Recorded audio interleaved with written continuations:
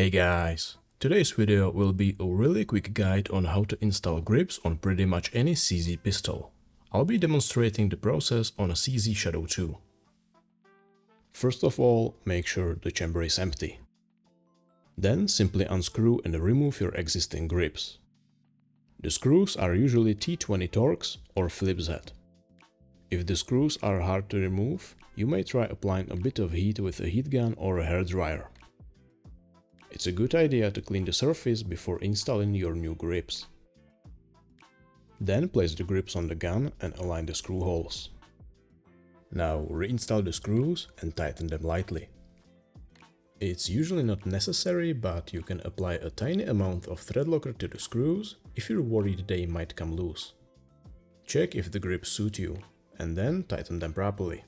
I wasn't able to find any official torque specification, but in general around 1 to 2 Nm should be fine in most cases. And that's it. Thank you for watching, subscribe for more, and I'll see you next time.